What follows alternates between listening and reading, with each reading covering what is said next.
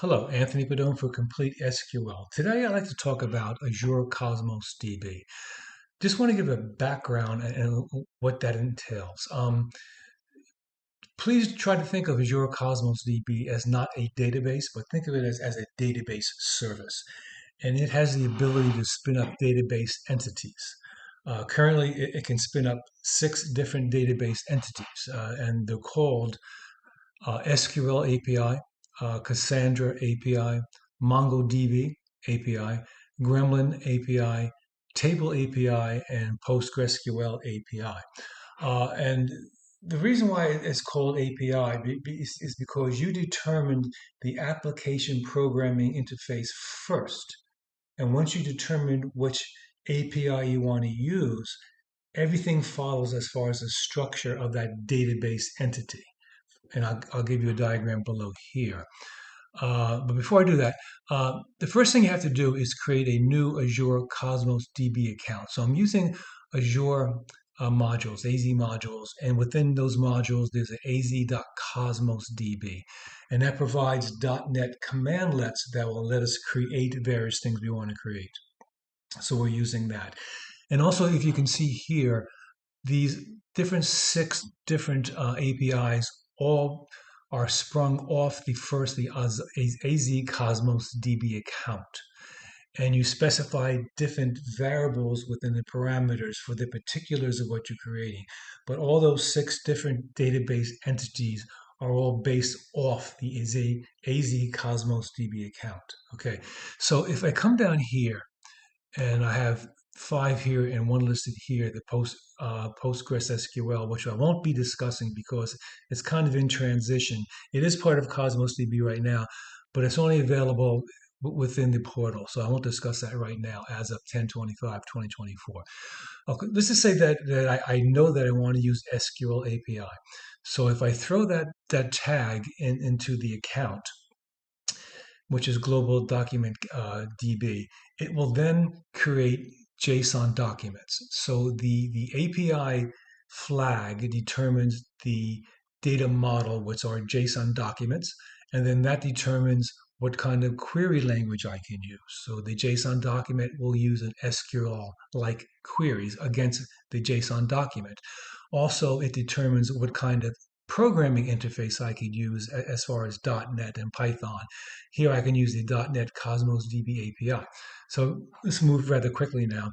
So if I want to use Cassandra, okay, I'll place that in there. That determines I will be using a columnar data model, which then it'll use a Cassandra QL query language, and this is the driver it could use. MongoDB, we use Bison document, which is a version of JSON documents. It'll determine the language I can use, and it'll determine the interface. Gremlin also, which are graph structures, will determine the language I can use and the driver. And Table API will determine that I can use a key value type data structure, the O data language, and the particular driver that I can use. So if I go back to the top, again, we're going to create a new AZ Cosmos DB account for every database entity that I choose to create. And there's only one database entity per account. So I create an account, and then once I create an account, I can pass in all the parameters using arguments, which are my variables that I pass in that'll fill up the parameters and give it a structure, and it'll give you the substructure and infrastructure of what I'm creating. So I can choose the database. Again, I can choose the API. It'll create a global distribution of my data. I can determine the consistency of my data when objects change. I can determine whether automatic failovers or backups or multi-regional writes, which are multi-masters, and read replicas and provision data servers or serverless servers, compute processes. I determine how I can optimize it. So a lot of great things that I can do just by passing arguments within the variables of the parameters.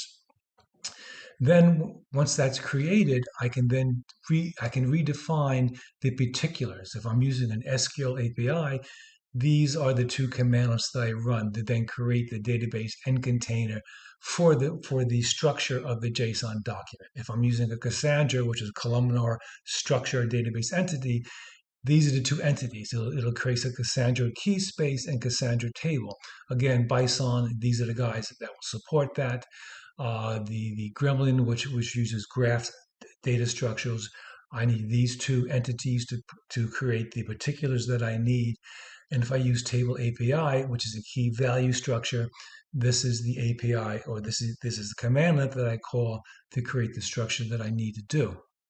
So what we have to do here is start thinking about not so much of a database, server, a database tables.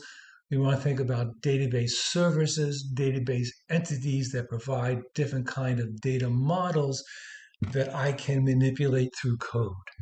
So I used, again, the Azure Cosmos DB account. I defined the particulars for the entity that I'm creating. And this is only a few. There's about 30 plus other ones that I can put in there.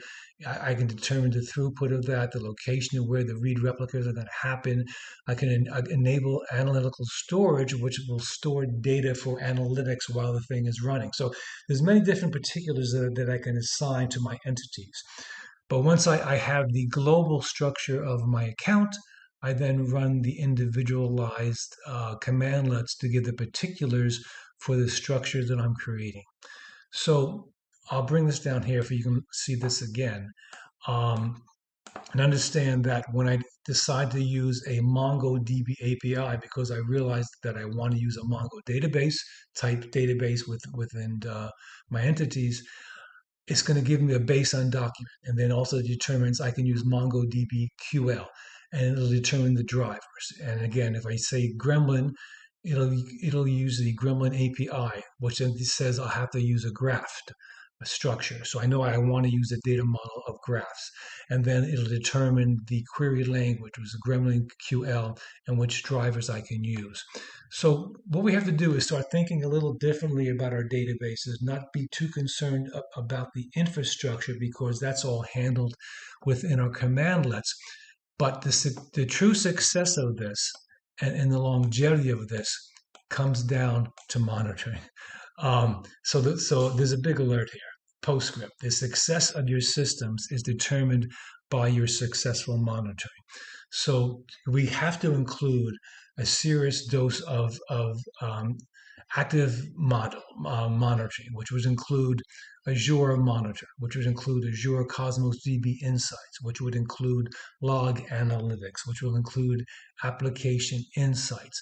So if I actively include all these different entities that will monitor the success and failure and running of my entities, then I can make adaptations. I can adapt to what I'm doing and be more successful of how I'm doing it. And that's pretty much it for now. We will cover other things as far as optimizing the structures. But right for now, these are the structures of it. Again, so it's an ISA or has a relation, meaning once I create my database account, the properties of that flow into the individual entities. And then I further define them with different commandlets out there. And thank you very much. Bye.